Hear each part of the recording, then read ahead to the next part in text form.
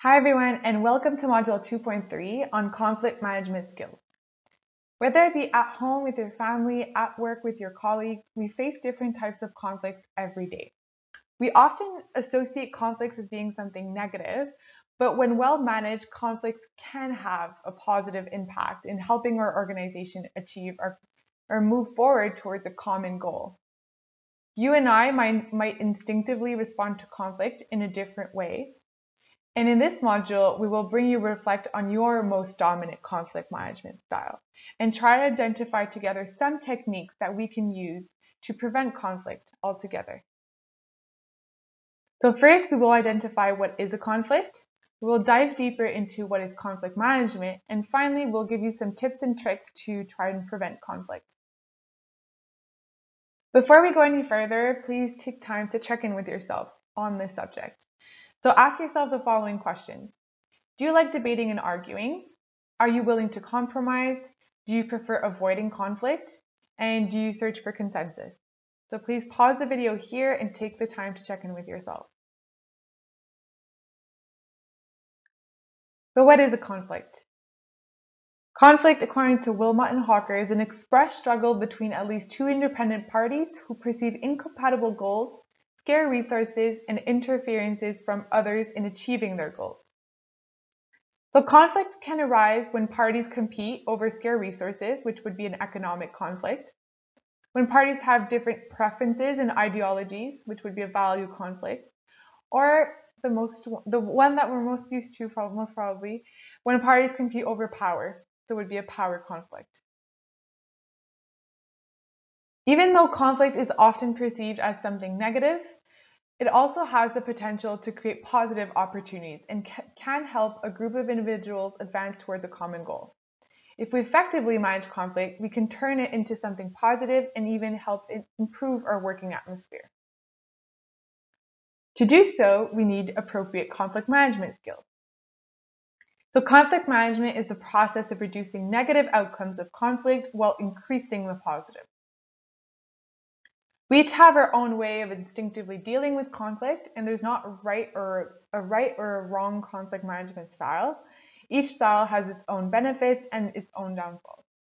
It's important to be aware of your most dominant conflict management style and know that other styles do exist. So people that surround you might deal with conflict in a different way. To help you better understand how you instinctively respond to conflict, we will explore 5 different conflict handling modes along 2 dimensions. So here you have assertiveness, extent to which you try to achieve your own objectives, and cooperativeness, so the extent to which you try to fulfill others' concerns. So I'm going to go through 5 different conflict management styles, and as I go through these, I would like you to try and identify which one you most relate to. So is it competing? You are willing to pursue your own objectives at the other person's expense. You're not afraid to stand up for your rights, and you will strongly defend your position and point of view. And you're not scared to hurt other people's feelings and to take part in heated discussions. Is it collaborating? So you try and find a solution that satisfies both yourself and the other party. You see conflicts as an opportunity to learn from the other person's insights, and you believe in the power of consensus. Is it compromising? So you are willing to give up some of what you were aiming to achieve to find a solution. Neither you or the other parties dealing with the conflict will be perceived as having lost or won. And finally, you try and seek the middle ground. If you most relate to avoiding, so you do not like to address conflicts. You try and withdraw from difficult situations, and you have a tendency to postpone difficult conversations. And finally, you hope that the conflict will resolve itself. Last one would be accommodating. So you're willing to sacrifice your own needs to avoid conflict, and you're willing to concede to the other person's needs and put your own objectives aside.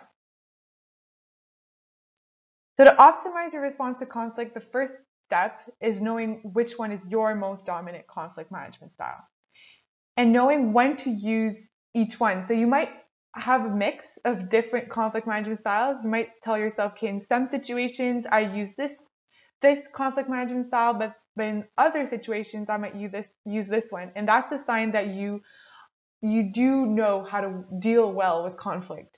When you are able to do a mix and match and learn when when to best use each conflict management style.